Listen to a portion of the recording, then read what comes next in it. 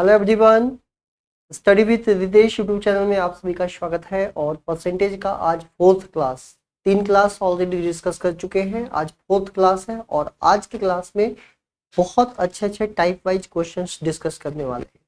तो type wise questions discuss करने वाले हैं, बहुत बढ़िया से एक एक क्वेश्चंस की जो वैरायटीज है उसको समझेंगे। तो चलिए शुरू करते हैं, स्टार्ट करते हैं। पहला सवाल को आप लोग देखिए। पहला सवाल को अगर आप देखेंगे तो देखिए क्या लिखा हुआ है कि हंसू ने एक संख्या को 4/3 के बजाय 3/4 से गुणा कर दिया। इसके परिणाम में प्रतिशत परिवर्तन ज्ञात कीजिए। कहने का ये मतलब हुआ कि हंसू नाम का एक लड़का था, उसने कोई एक नंबर में 3/4 का मल्टीप्लाई करना था। अब वो नंबर हमें नहीं पता है कि किससे मल्टीप्लाई करना था, लेकिन सॉरी माफ करिएगा, 4/3 हंसू को मल्टीप्लाई करना था 4/3 से, 4/3 से गुणा करना था। लेकिन गलती से इसने क्या कर दिया, उसी नंबर में 3/4 से मल्टीप्लाई कर दिया। अब बहुत अच्छे से समझिएगा क्या करना होता है इस टाइप के क्वेश्चन में।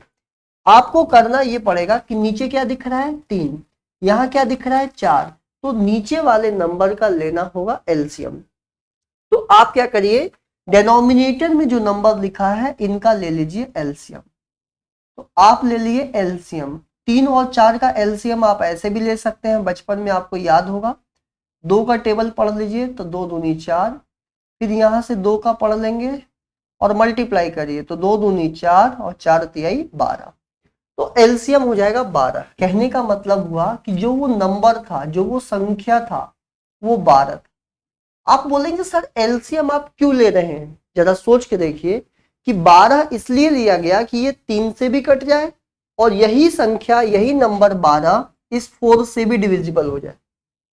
कहने का मतलब हुआ एलसीएम लेने से वो नंबर हमें प्राप्त हो रहा है जो इस 3 के भी टेबल में आ जाए, पहाड़ा में आ जाए, और इस 4 के भी टेबल में आ जाए।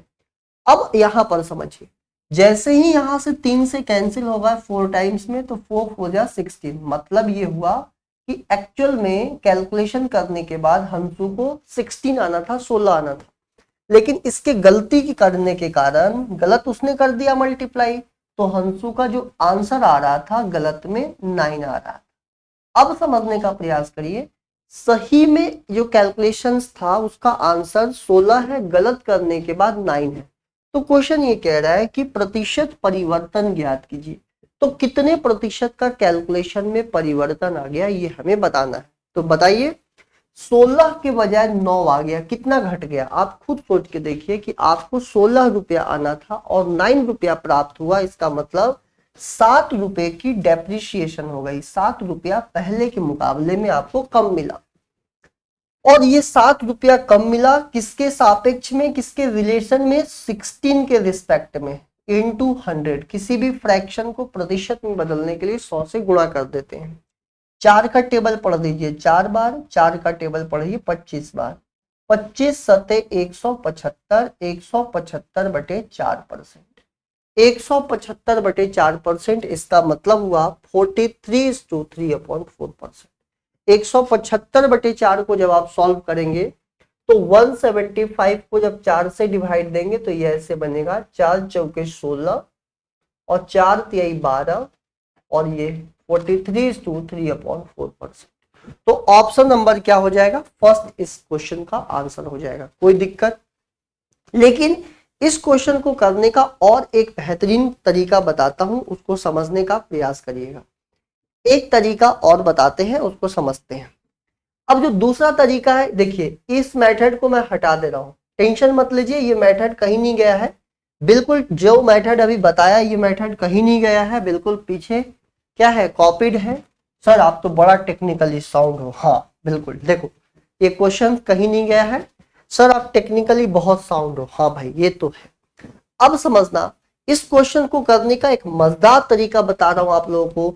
हंसू ने एक संख्या को 4/3 से गुणा करने के बजाय 3/4 से गुणा कर दी। सही में उसको 4/3 से गुणा करना था, बाय द मिस्टेक उसने 3/4 से मल्टीप्लाई कर दी। तो कैलकुलेशन में कितने परसेंट का एरर आएगा? तो क्या करना है, इन दोनों को मल्टीप्लाई कर दीजिए क्रॉस में। तो 4 4 जा 4 चौके 16, 3 में 3 से मल्टीप्लाई कर दीजिए तो 9, 16 9 बन गया, 16 9 बन गया। तो आप बोलोगे सर 7 की डेप्रिसिएशन आ गई, 7 की कमी आ गई, किसके सापेक्ष में? 16 के रिस्पेक्ट में, इनटू 100 कर दीजिए, 4 से 4 बार में कट गया, ये 25 हो गया, तो 25 सत्ते 175/4। और इसी चीज को आप लिख सकते हैं 43/3/4%। ये माइनस क्या शो कर रहा है? माइनस शो कर रहा है कि 16 से 9 बन गया, मतलब बड़े से वैल्यू घटकर छोटी की ओर जा रही है, मतलब क्या हुआ है? कमी हुआ है। एक बार बताइए, सबको क्लियर है? अगर मान लीजिए कि मैं आपसे क्वेश्चन पूछ लूं छोटा सा, कि एक स्टूडेंट को सही में किसी नंबर में 3/4 से मल्टीप्लाई करना था, और बाय द मिस्टेक गलती से उसने क्या कर दिया? गलत से उसने क्या कर दिया? 4/3 से मल्टीप्लाई कर दिया। ठीक है, इसी प्रकार से एक क्वेश्चन पूछ दिया कि एक लड़के को कोई एक नंबर में 7/8 से मल्टीप्लाई करना था, और बाय द मिस्टेक उसने क्या कर दिया? 8/7 से मल्टीप्लाई कर दिया। तो कैलकुलेशन में कितने परसेंट की चेंज आएगी, कितने प्रतिशत का बदलाव आएगा? देखो कितना सिंपल तरीका आपको सिखाया कि सर इन दोनों को आपस में मल्टीप्लाई कर दीजिए, तो 3 में 3 से 9, और 4 में 4 से कर देंगे तो 16। अब आप देखो 9 बन गया 16, तो 9 के मुंह कितना बढ़ गया? 7 इंक्रीज हो गया, किसके रिस्पेक्ट में? 9 के रिस्पेक्ट में।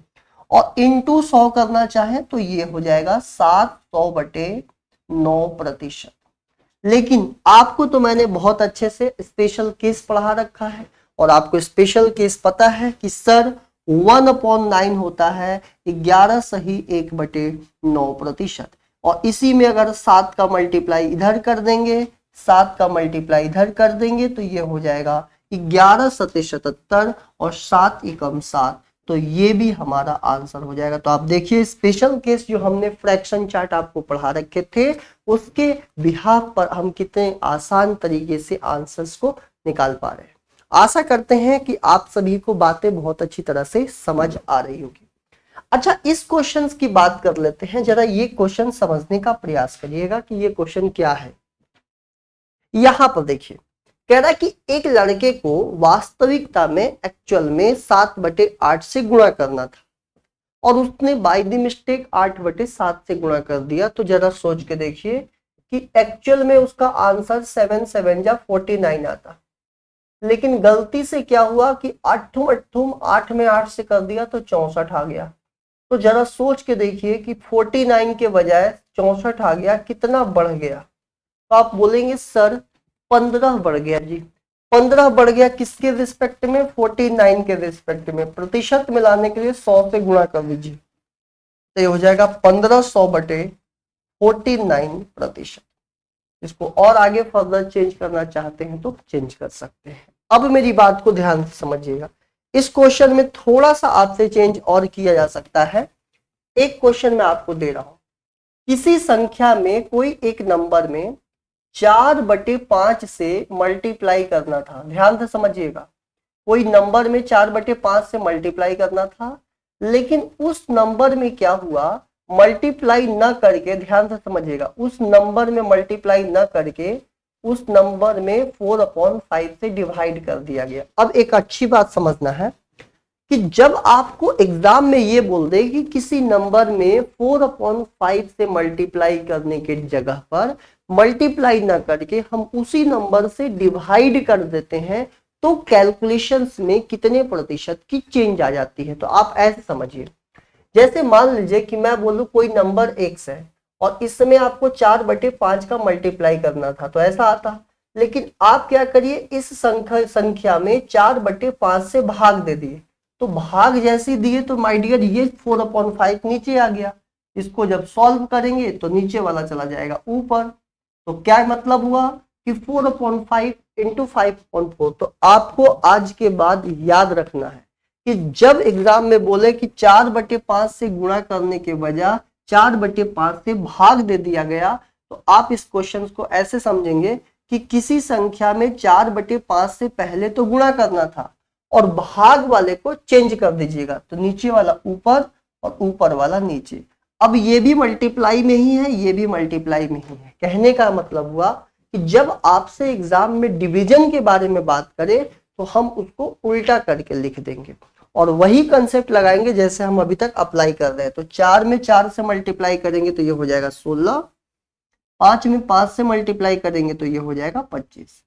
अब 16 बन गया 25, इसका मतलब 9 बढ़ गया किस पे, तो 16 के मुकाबले प्रतिशत मिलाना है तो 100 से मल्टीप्लाई कर दीजिए। 4 चौके 16, 4 का 25 बार 25 नवा 225 और 225/4। इसको सॉल्व करना चाहेंगे तो 4 पचे 20, 4 छिक 26, 56.25%।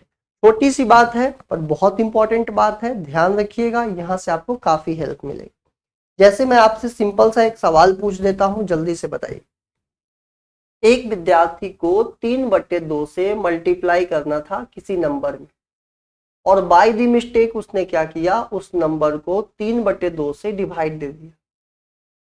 तो आपके कैलकुलेशंस एरर बताने हैं कि कैलकुलेशंस एरर्स बताने कि कैलकुलेशन में कितने प्रतिशत का एरर है। मतलब एक विद्यार्थी को, एक स्टूडेंट को मल्टीप्लाई करना है किसी नंबर में 3/2 से, बाय द मिस्टेक उसने क्या किया 3/2 से डिवाइड दे दिया। तो आपको बताना है कि कैलकुलेशन में एरर परसेंट कितना है। तो मल्टीप्लाई करना था 3/2 से, तो यहां लिख देंगे 3/2।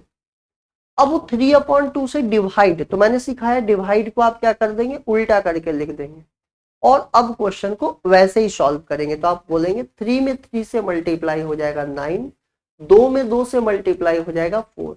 इसका मतलब हुआ कि एक्चुअल में सही में आंसर 9 यूनिट आना था, लेकिन बाय द मिस्टेक गलती से क्या हो गया 4 यूनिट आ गया। तो 9 की जगह 4 आ गया, कितना घट गया, 5 घट गया। किसके सापेक्ष में, रिस्पेक्ट में, 9 के रिस्पेक्ट में। परसेंट लाने के लिए 100 से मल्टीप्लाई कर दीजिए, एक तो तरीका ये है, तो ये बन जाएगा 500/9%। तो दूसरा तरीका ये है कि 5/9 आपको लिखना है, तो ये स्पेशल केस है। 1/9 होता है 11:1/9, तो 5/9 हो जाएगा। 5 से मल्टीप्लाई कर देंगे 11:1/9% का, तो ये बचेगा 55 सही 5/9%। इतने प्रतिशत की क्या आ जाएगी, तो आप बोलेंगे सर माइनस की बात हो रही है, मतलब इतने प्रतिशत का कैलकुलेशन में एरर आ जाएगा, कमियां आ जाएगी। चाहे कैलकुलेशन कमी आ जाए चाहे वृद्धि आ जाए, इसको एरर्स बोलते हैं, इसको गलती बोलती है। गलती तो गलती होती है, बताइए, चाहे बढ़कर गलती हो चाहे घटकर गलती हो। चलिए, तो आशा करेंगे कि आज के बाद आप लोगों को इस टाइप के क्वेश्चन में कभी भी दिक्कत नहीं होगा। बताइए, आप लोग को एक एक बात अच्छी तरह से समझ आ गया कि नहीं आ गया, बताइए, कहीं पर कोई दिक्कत है, नहीं है ना। चलिए, अब मैं आप लोगों को अच्छे से आगे की ओर बढ़ाते हैं, कुछ और बातें सिखाते हैं, ध्यान पूर्वक बातों को समझिए। अब यहां देखिए, अब आप लोगों को मोर और लेस देन कंसेप्ट सिखाता हूं। मोर और लेस देन कंसेप्ट के क्वेश्चंस को कैसे सॉल्व करते हैं बड़े आसान तरीके से। इस क्वेश्चन को पहले आप ध्यान पूर्वक पढ़िए। कहता है कि अगर योगी से केजरीवाल के अंक, यहां देखिए अंक मतलब मार्क्स, 33.33% कम है, तो योगी के अंक केजरीवाल से कितने प्रतिशत ज्यादा होंगे। इंग्लिश में पढ़ेंगे। If marks of Kejriwal is 33.33% less than Yogi, then marks of Yogi is how much percent more than that of the Kejriwal। इस पूरे क्वेश्चंस पढ़ने से आपको एक बात पता चला कि दो लोगों की बात हो रही है। एक हो रहा है योगी की बात और दूसरी बात हो रही है केजरीवाल। दूसरी बात किसकी हो रही है, केजरीवाल की बात हो रही है। दोनों को लिख लीजिए। अब क्वेश्चन कह रहा है कि योगी से केजरीवाल के अंक 33.33% कम है। योगी से केजरीवाल के जो अंक कितने कम है, 33.33%। तो सबसे पहले भैया मेरे 33.33% को कॉपी में से देखकर बताइए क्या 1/3 आएगा। हाँ जी आएगा। अब देखो कम है, इतना परसेंट कम है, तो सबसे पहले नीचे वाले को मैंने सिखाया था कि इसको ओरिजिनल मानते हैं, इसको हमेशा ओरिजिनल मानते हैं, और इसका जो 33.3% निकलेगा ये ऊपर वाला होगा। तो जरा सोच के देखो कि योगी से केजरीवाल के अंक कम है, योगी से तुलना किससे हो रहा है, योगी से केजरीवाल के कम है या ज्यादा है, तो तुलना योगी से हो रहा है, तो जो ओरिजिनल वैल्यू है वो हम मानेंगे योगी।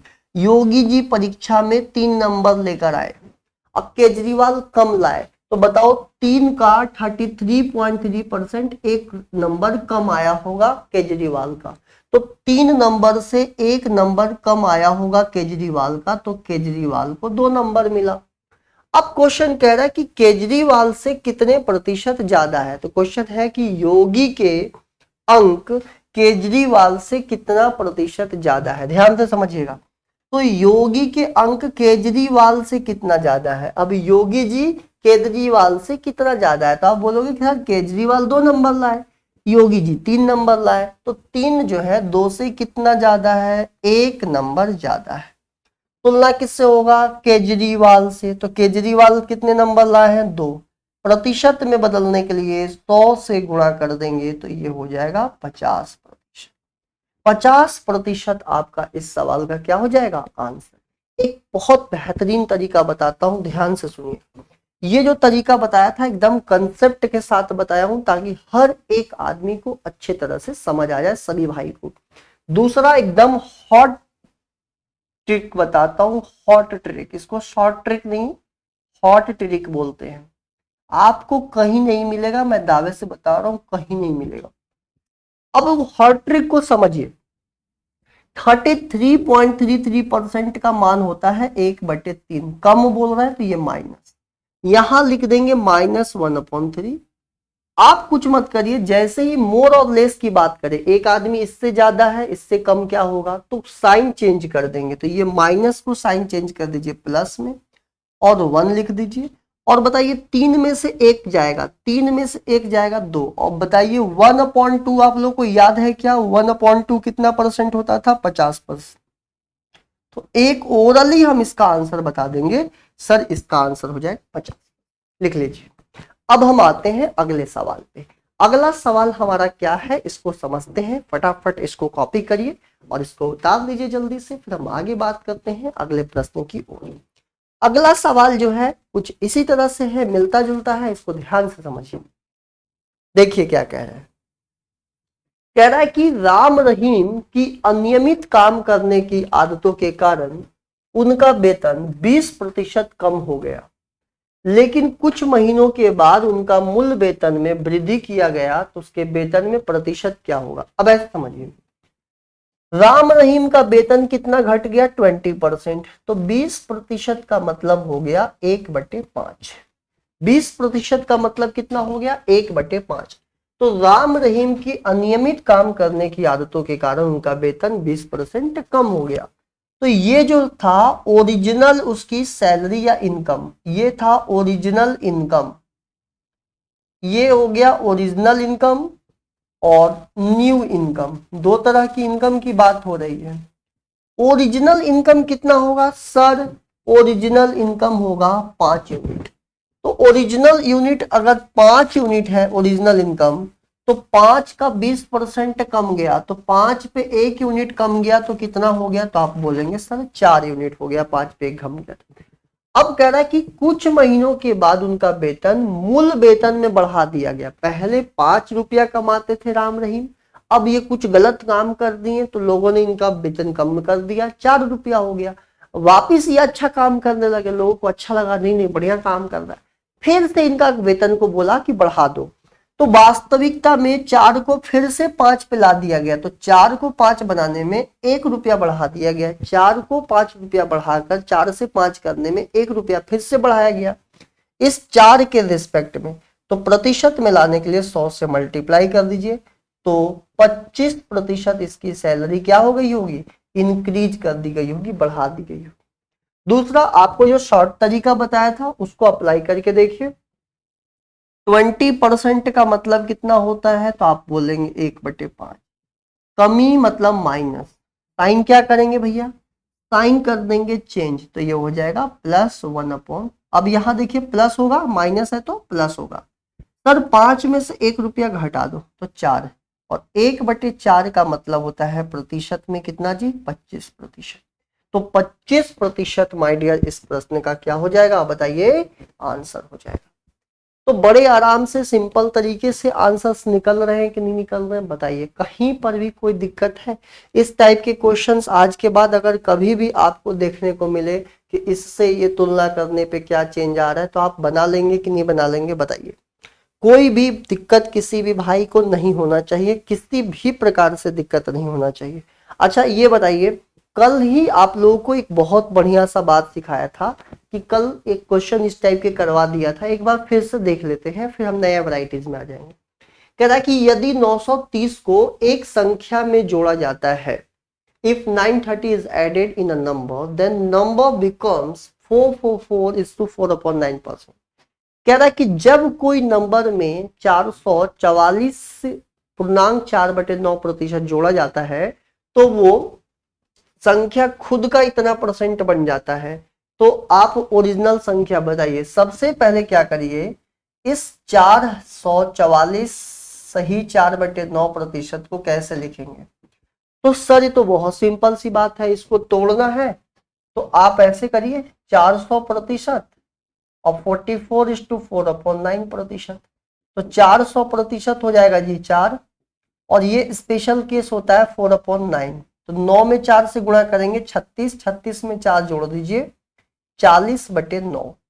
तो ये हमारा हो गया 40/9। समझने का कोशिश करिए, मतलब मैं सिंपल 444 ही 4/9% को 444.4/9% को क्या लिख सकता हूं, 40/9। ये आपको लिखने आना चाहिए। जब तक आप ये लिख नहीं पाएंगे ना, आप क्वेश्चंस के करीब में बिल्कुल भी पहुंच ही नहीं पाएंगे। ऐसा लिखने से फायदा ये हो गया कि जो नीचे दिख रहा है 9, इसको हम लोग बोलेंगे ओरिजिनल नंबर, इसको बोल देंगे ओरिजिनल नंबर, इसे कहते हैं वास्तविक संख्या, इसे हम बोल देंगे वास्तविक संख्या। अब ये हमारा हो गया वास्तविक संख्या। जरा सोच के देखिए कि 930 को एक संख्या में जोड़ा जाता है तो वो संख्या खुद का, स्वयं का, अगर वो नंबर हमारा 9 था तो ये नंबर खुद का इतना परसेंट बन गया। इसका मतलब हुआ कि जो हमारे पास जो नंबर 9 था वो 40 बन गया। जरा खुद सोचिए कि आपके पास कोई ओरिजिनल नंबर 9 है और वो 9 यूनिट अपने आप का इतना परसेंट, तो 9 का इतना परसेंट क्या हो जाएगा, 40। तो 9 40 कब बनेगा? तो सर 9 को 40 बनने में हमें 31 रुपया जोड़ना पड़ेगा। जरा सोच के देखो कि 9 रुपया को 40 रुपया बनने में कितना जोड़ना पड़ेगा, 31 रुपया। मतलब इन दोनों को घटा दिए तो 31 रुपया। लेकिन गुरुजी 31 नहीं, सवाल पढ़ के देखिए 930 रुपया जोड़ा गया है। तो ओरिजिनल नंबर क्या होगा, मूल संख्या कितनी होगी, 9 यूनिट। 31 का पहाड़ा 3 बार 93, एक 0 कर दीजिए और इस प्रकार से वो संख्या कितना आ जाएगा, 270। तो वो संख्या कितना रहेगा जी, 270। 270 इज द राइट आंसर। जल्दी से बताइए, 270 is the right answer. Clear है? कोई दिक्कत किसी भी भाई को है? अगर थोड़ा भी परेशानी है तो बता दे। अब चलिए हम आपको बहुत ही इंपॉर्टेंट सेगमेंट पे लाते हैं। बहुत अच्छे से यहां से समझने का प्रयास करिएगा। बहुत अच्छी अच्छी बातें हम लोग यहां से करने वाले हैं। ठीक है, कुछ आपको जानकारी, बेसिक आइडिया होना चाहिए, उसकी हम लोग चर्चा करते हैं। जैसे देखिएगा, मेंस्ट्रुएशन के बारे में बेसिक आइडिया आपको होना चाहिए। मेंस्ट्रुएशन में क्या क्या बेसिक आइडिया होता है उसको एक बार समझ लेते हैं, ये क्या क्या बेसिक आइडिया है।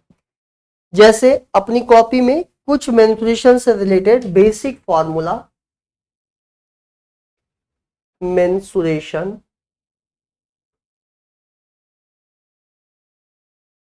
टू डी और 3D, 2D और 3D। अब मेंस्ट्रुएशन 2D और 3D का क्या है मतलब, ये समझिएगा। 2D का मतलब होता है जिसमें लंबाई और चौड़ाई 2 डायमेंशन की बात, उसमें सर कौन कौन से स्ट्रक्चर आ जाएंगे, तो मैं बोलूंगा उसमें आ जाएगा रेक्टेंगल। इसको बोलते हैं रेक्टेंगल, हिंदी में आप इसको आयत बोलेंगे, आयत। ये हो गया, ये इसकी लंबाई हो गई और ये इसकी चौड़ाई हो गई। अब आपसे अगर इसके बारे में, एरिया के बारे में पूछेगा कि क्षेत्रफल कितना होगा, तो याद रखिएगा L इंटू बी होगा। एरिया कितना होगा, L इंटू बी होगा। इसी प्रकार से अगर स्क्वायर की बात की जाए, जिसके सभी साइड्स बराबर होते हैं, जिसके सभी साइड्स बराबर होते हैं, इसे हम कहते हैं स्क्वायर। हिंदी में इसको कह देंगे वर्ग। तो एरिया निकालने का फॉर्मूला क्या हो जाएगा, एरिया क्षेत्रफल equals to 4 into side square, 4 into side square. इसी तरह से अगर सर्कल की बात कर लेते हैं, ये एक वृत्त है, सर्कल है, ये इसका सेंटर है, सेंटर से लेकर सरकमफ्रेंस की डिस्टेंस को रेडियस आर कहते हैं। इंग्लिश में इसको सर्कल, हिंदी में इसको वृत्त कहते हैं। अगर आपको क्षेत्रफल निकालना हो तो वृत्त का क्षेत्रफल का फॉर्मूला याद कर लीजिए, पाई आर स्क्वायर होता है, पाई आर स्क्वायर होता है। अब इसी प्रकार से एक ट्रायंगल होता है, ट्रायंगल को समझते हैं, इसको हम त्रिभुज कहते हैं। त्रिभुज का ये हमारा हो गया बेस और ये हमारा हो गया ऊंचाई। अब आपसे किसी भी ट्रायंगल त्रिभुज के बारे में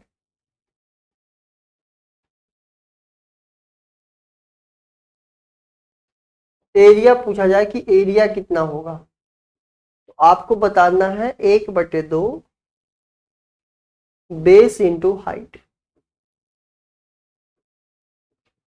1/2 बेस इंटू हाइट हो जाएगा। ये याद रखिएगा, बहुत इंपॉर्टेंट है।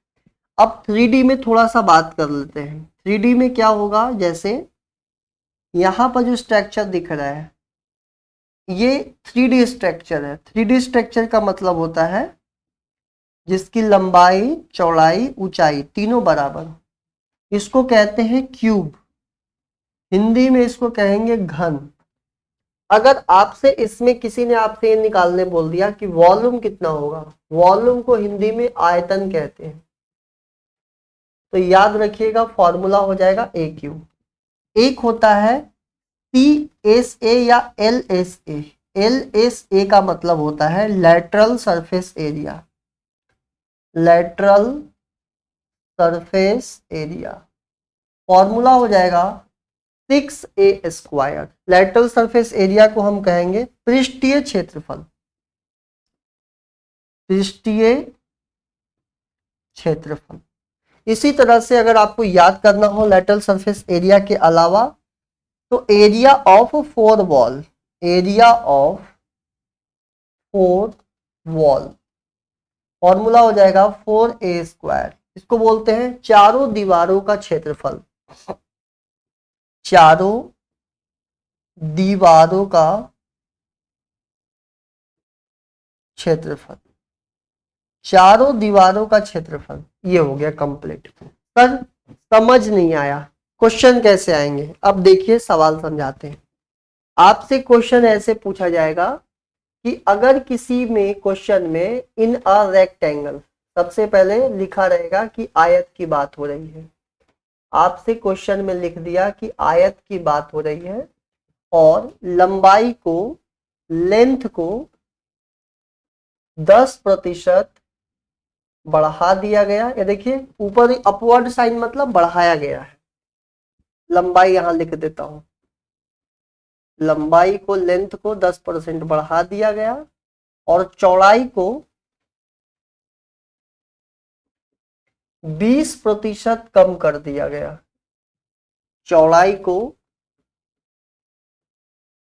20% कम कर दिया गया। तो आपसे पूछा जाएगा एरिया, क्षेत्रफल में क्या परिवर्तन आएगा, क्या परिवर्तन होगा। पहला सवाल है, अच्छे से समझिएगा। पहला सवाल को बहुत अच्छे से समझेंगे, फिर उसके बाद आप कोई भी क्वेश्चन को कर पाएंगे। पहला स्टेप ये होता है कि आपकी बात हो रही है क्वेश्चंस में रेक्टेंगल की, और यहां पर परिवर्तन चेंज किसकी पूछ रहा है, एरिया का। तो आपको पता है कि सर एरिया का फॉर्मूला होता है area equals to L into B. L और बी को आपस में मल्टीप्लाई कर देंगे तो हमारा एरिया निकल जाएगा जी। क्लियर। अब सोचिए कि ये हमारा एल है, ये हमारा बी है। एल और बी आपस में मल्टीप्लाई जैसे ही होगा बन जाएगा एरिया। क्लियर। एल और बी आपस में जैसे ही मल्टीप्लाई होगा बन जाएगा एरिया।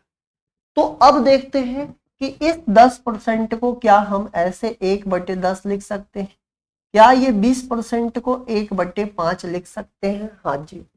तो सोच के देखिए कि इसकी जो ओरिजिनल शुरुआत में जो लंबाई थी, ओरिजिनल जो लेंथ था, ओरिजिनल, और ये बदलने के बाद, तो शुरुआत में उसकी लंबाई कितनी थी? तो आप बोलेंगे सर शुरुआत में लंबाई उसकी 10, और 10% बढ़ गया, तो 10 का 10% मतलब एक और बढ़ गया, तो 10 पे 10 रुपया बढ़ा कर लिख दीजिए, 10 पे 1 बढ़ा कर लिखेंगे तो 11 हो जाएगा।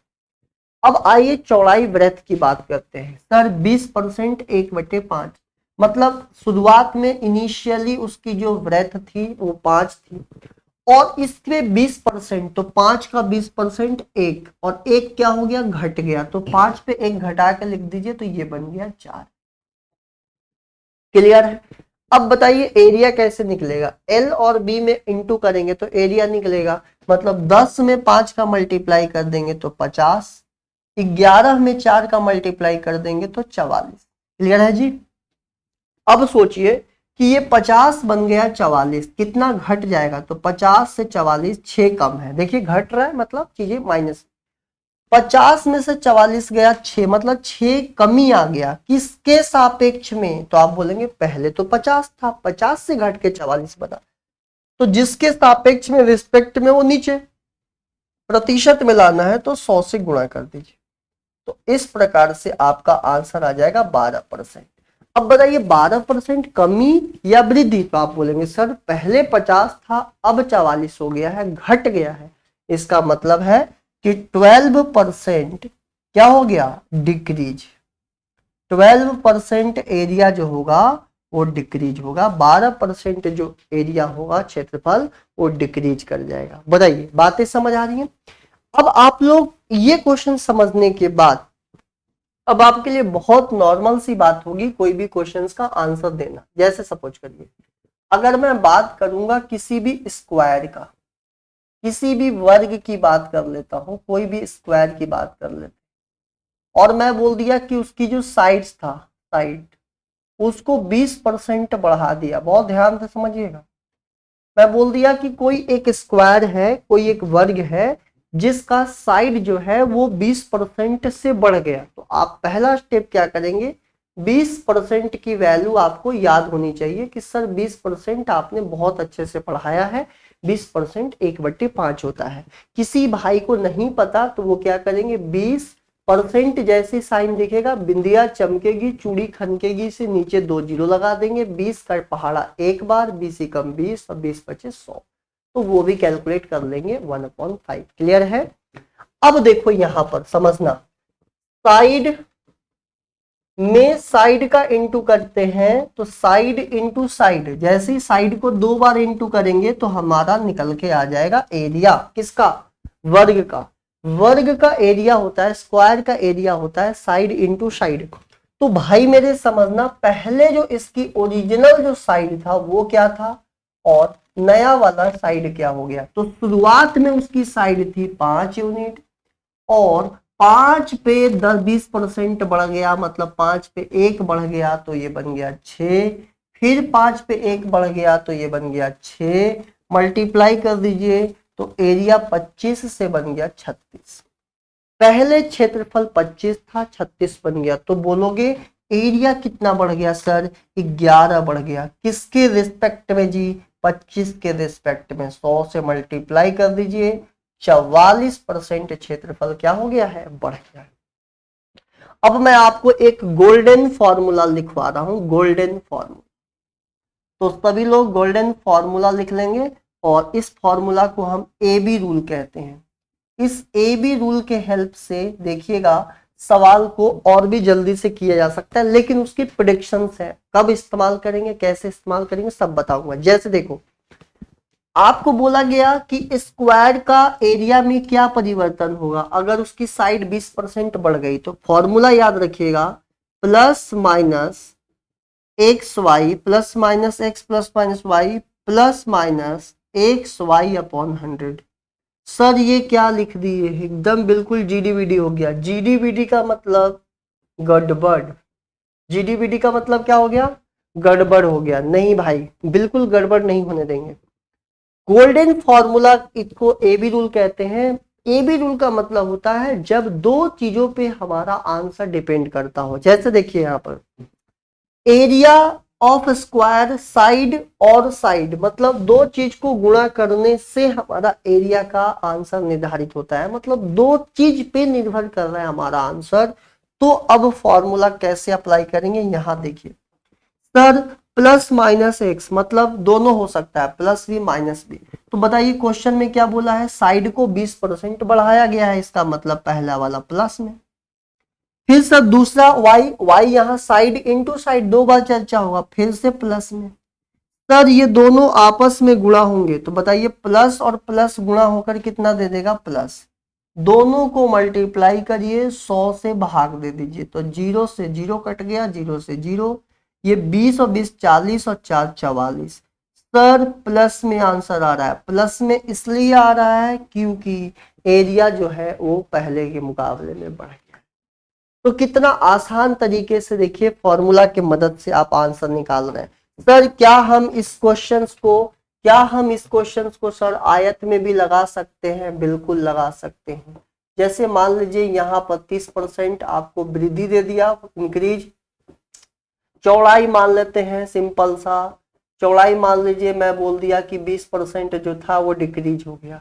अब आप हमको एरिया के बारे में बताइए क्या होगा। चलिए फॉर्मूला लगा के दिखाइए और बहुत अच्छे तरह से आंसर पाइए। तो बोलेंगे सर लंबाई 30% बढ़ गया, चौड़ाई 20% घट गया, तो एरिया में क्या होगा। तो चलो फॉर्मूला लगा देते हैं, फॉर्मूला लगा देते हैं। क्या होगा, पहले वाला को प्लस में रखेंगे, दूसरे वाले को माइनस में रखेंगे। देखिए ये घट रहा है, वहां पर आपको लिखा रहेगा कि 20% की डिक्रीजमेंट आई है, डेप्रिसिएशन हुआ है, और 30% इंक्रीमेंट आया है, तो 30% बढ़ गया है।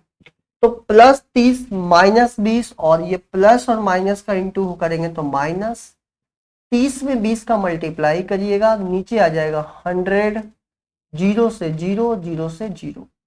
तो 30 में से 20 गया 10, और 10 में से 6 गया, तो आप बोलेंगे सर 4% जो है ना हमारा एरिया पहले के मुकाबले में बढ़ जाएगा। क्लियर है। एक क्वेश्चन और देता हूं, स्क्वायर वाला करके दिखाइए। अगर मान लीजिए सपोज करिए कि स्क्वायर की बात हो रही है, क्लियर है, और इसकी जो साइड है, इसके साइड को 14% मान लेते हैं कि बढ़ा दिया गया, 14% बढ़ा दिया गया। तो अब आपसे पूछा जाएगा क्षेत्रफल में कितने प्रतिशत की परिवर्तन आ जाएगी, क्षेत्रफल में कितना प्रतिशत चेंज हो जाएगा। तो फॉर्मूला क्या करना है, लिखेंगे 14 प्लस 14, क्योंकि देखिए ये भी प्लस में, ये भी बढ़ा वृद्धि हुआ है, ये भी वृद्धि हुआ है, दोनों प्लस प्लस मिलकर क्या बना देंगे, प्लस। दोनों को इंटू करिए, 100 से भाग दीजिए, 14 14 28, 14 में 14 से गुणा होगा 196, नीचे आ गया 100। आप लोगों को प्रतिशत को कैसे, डेसिमल्स को कैसे डेसिमल में कन्वर्ट करते हैं, फ्रैक्शन को पढ़ाया था। कितने जीरो है, 2, तो 2 अंक पहले पॉइंट लगा दीजिए, तो 6 9 यहाँ पर पॉइंट आ जाएगा, और प्लस 28, तो आंसर बनेगा 29.96%, और यही इस सवाल का क्या हो जाएगा, आंसर। क्लियर है, तो बता दीजिए। तो आप लोगों को ये टाइप के क्वेश्चंस करने में अब कभी भी दिक्कत नहीं होगी, मैं दावे से बोल सकता हूं, किसी भी प्रकार की अब कोई समस्या नहीं होगी। ऐसे ही मान लीजिए कि आप लोगों से क्वेश्चन पूछ लेता कि एक त्रिभुज है, एक ट्रायंगल है, एक त्रिभुज है, एक ट्रायंगल है, ये इसका आधार हो गया, बेस हो गया, ये इसका आधार हो गया, बेस हो गया, और ये इसका हाइट हो गया। क्वेश्चन बोल दिया कि हाइट को 20% बढ़ा दिया जाए और 40% इसको कम कर दिया। तो इस क्वेश्चंस को हम लोग अगले क्लास से देखेंगे। अगले क्लास से आपको मैं इस पूरे का, इसमें हम लोग ट्रायंगल्स की बात करेंगे, सर्कल की बात करेंगे, क्यूब, क्यूबॉइड, उस टाइप के सारे सवाल देखने वाले हैं। तो अगले क्लास में इसको हम कंप्लीट करने वाले हैं।